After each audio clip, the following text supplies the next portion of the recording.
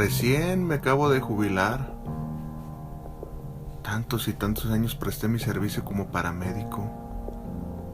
Debo confesarte que varias de las cosas que vi en su momento no estaba preparada para verlas.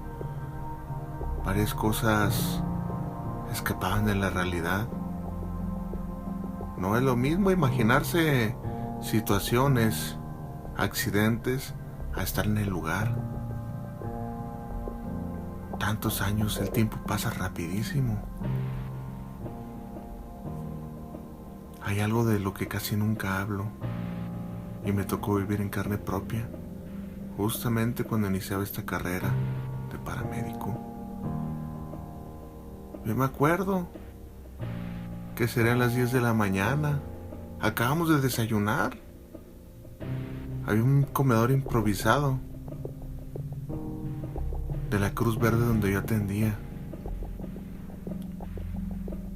Ya tenía mi tiempito, pero aún era considerado como novato en aquel entonces. Nada me estaba preparado. Nada me tenía preparado para siquiera asimilar un poco lo que se venía. Fueron alarmas totales, el ruido, una movilización, doctores de aquí para allá, ambulancias. Déjame decirte que donde yo me ubicaba estaba muy cerca del lugar del siniestro, acá en Guadalajara, en el Parque Morelos, muy cerca de donde todo empezó y donde todo culminó aquel 22 de abril. Mitos y leyendas que van desde lo ridículo, fantasioso y otras más hasta lo oculto, esotérico y paranormal. Pero yo te voy a contar la historia real de lo que pasó aquel día. Se cuenta pues que por aquellos años había un negocio chueco entre Pemex y el alcalde de Guadalajara, Enrique Dau Flores. Pero nada más lejano de la realidad, la cosa no fue así. El negocio existía, pero era de otro político de alta jerarquía, el cual ordeñaba, para ser más precisos, una toma, un ducto de Pemex, e iba a desembocar esa ordeña a una gran piscina que estaba a las afueras de la ciudad, en una finca de él, una finca semi-abandonada. De ahí posteriormente se trasladaba en pipas. Pero esa vez, ese trágico día, el velador que estaría observando que la pipa llegara a su capacidad y cerrase la ordeña, se quedó dormido. Fue así como litros, millones de litros de combustible ya no pudieron parar y se regresaron al sistema de aguas pluviales de la ciudad. Días antes la gente advertía de olores a gasolina, olores que emanaban de las cloacas. Varios reportes llegaban a la cabina de aquella Cruz Verde. Fueron atendidos, pero no con la seriedad que se necesitaba. Fue así como gases tóxicos, gasolina y un sinfín de cosas que se almacenaba debajo de las calles Gante y varias aledañas a la antigua zona de Analco, acá en Guadalajara, tronaron. Y cuando digo tronaron, es tronaron. Grandes explosiones hicieron que el ambiente fuera funesto, peor que un día de guerra. Así fue, como te digo, que despuesito del desayuno nos alertaron a todos. Era un hormiguero, todos para un lado, para otro. Doctores, paramédicos, choferes de ambulancia, motociclistas, hasta policías. Todos nos fuimos al lugar de los hechos. Cuando llegué, el ambiente era desolador. Las labores de búsqueda y rescate eran exhaustivas. Nunca en la vida vi tanto dolor y desesperación de la gente. algunos por estar lesionados y otros muchos por buscar a sus familiares o seres queridos. Fui testigo del sufrimiento de mucha gente al perderlo todo, desde cosas materiales hasta familia.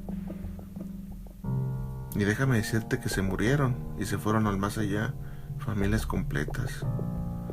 Bien recuerdo que al ser yo algo inexperto mientras avanzaba las labores de búsqueda y rescate, me daba bastante miedo. Se desató una psicosis, ya que en varios puntos de la ciudad de Guadalajara la gente llamaba para alertar de olor a gas en sus colonias. La gente ni siquiera sabía, pero hablaban por la psicosis, por el terror de que algo en sus colonias pasara. Era un ambiente de mucha zozobra y angustia. Tenía la gente bastante miedo. No querían que un evento así se replicase, ni cerca ni lejos de ellos. Recuerdo bien que en una noche de esas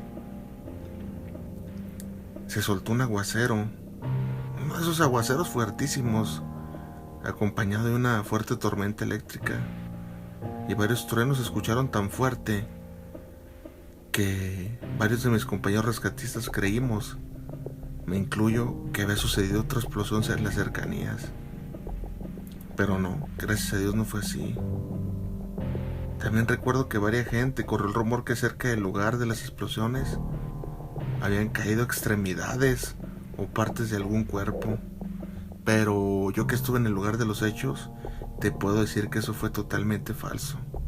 Físicamente es imposible que eso suceda, ya que si bien fue una explosión de gran magnitud, no es viable que algo así destroce un cuerpo y lo mande a pedazos a varios kilómetros a la redonda. Eso fue obra del caos y la desesperación. Fue un miércoles negro. Hacía que la gente viviera aterrorizada, y no es para menos. El escenario era terrorífico, digno de una escena de guerra y destrucción. Otro de los mitos que frecuentemente se escucha en la actualidad era de que para ocultar el número de decesos se había tapado todo con concreto y habíamos quemado varios cuerpos o los sepultamos ahí mismo entre los escombros. Por eso mismo me atrevo a contar mi verdad, a abrir el baúl de mis recuerdos para decirte lo que realmente aconteció aquel día. Esto es totalmente imposible, ya que nuestra obligación número uno era rescatar todos los cuerpos. No nos podíamos dar la tarea de sepultar así nomás, porque esos cuerpos serían reclamados por familiares. Si bien es cierto que se fueron familias completas, otras familias quedaron con 1 o 2 integrantes. Ahora yo te pregunto a ti, imagínate nada más la familia, esas familias que quedaron todas desaparecidas en esa explosión, que todos fallecieron, tenían más familiares fuera de la zona. Así que era imposible que nosotros sepultásemos los cuerpos debajo de los escombros, bajo una plancha de concreto. Era una absurda tontería. Te voy a comentar cosas que sí sucedieron aquel día. Yo lo viví, rescatando cuerpos mutilados, niños ya sin padres. Bueno, la labor de uno era preguntar a cada una de las personas que quedaban vivas o con vida en los domicilios, que quién habían estado en el domicilio, y ellos te proporcionaban el informe. Así que nuestra tarea era, si decían que 3 personas habitaban ese hogar, tenemos que sacar 3 cuerpos de ese hogar o de donde estuvieran. Filas y filas enormes de cadáveres. Casi pareciéramos que éramos mercaderes de la muerte. Los poníamos apilados y la gente tenía que llegar a identificarlos. Algunos lacerados, lesionados, de todo, polvorientos, rescatados de la tumba de cemento y escombro provisional que habían tenido después del funesto suceso. Era aterrador. Hoy me acuerdo y la memoria no escapa a las pesadillas. Estudiamos bien los mapas cartográficos a detalle de la zona y acerca de las causas de qué fue lo que realmente ocasionó esta explosión.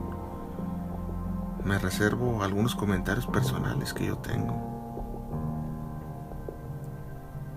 Duré bastantes años en la profesión y aún recuerdo aquel día con mucha tristeza, y sé que muchos tapatíos como yo no olvidan ese día y lo sentimos aún con profunda tristeza. Siempre procuro evitar transitar por la zona.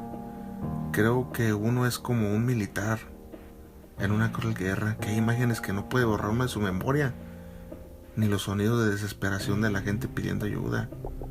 A veces me pregunto qué habrá sido de esa niña que rescatamos, que se quedó sin familia.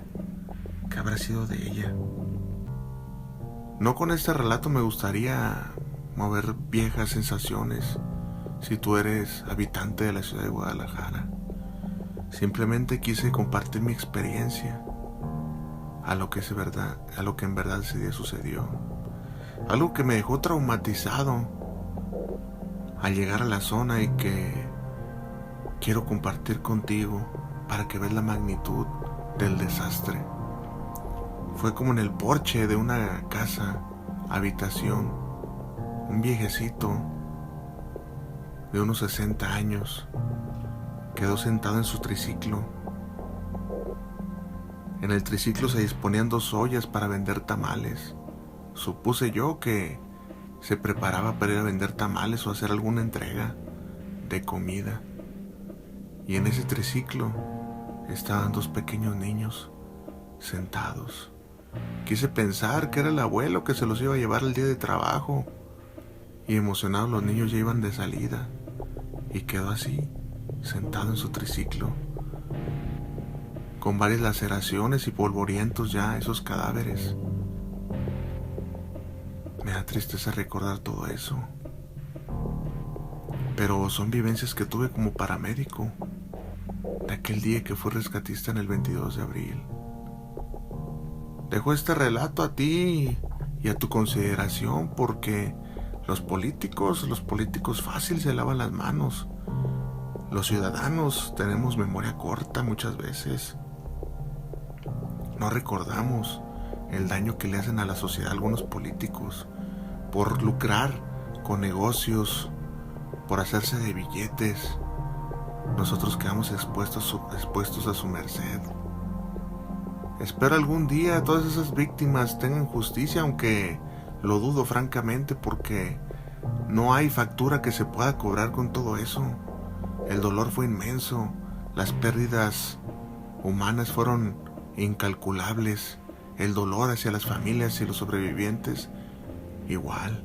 Aquellas personas que quedaron traumatizadas como yo, o con lesiones irreparables, una mutilación, pérdida de algún miembro. Fue horrible. Yo te lo vengo aquí a compartir para que sepas lo que en realidad pasó aquel 22 de abril.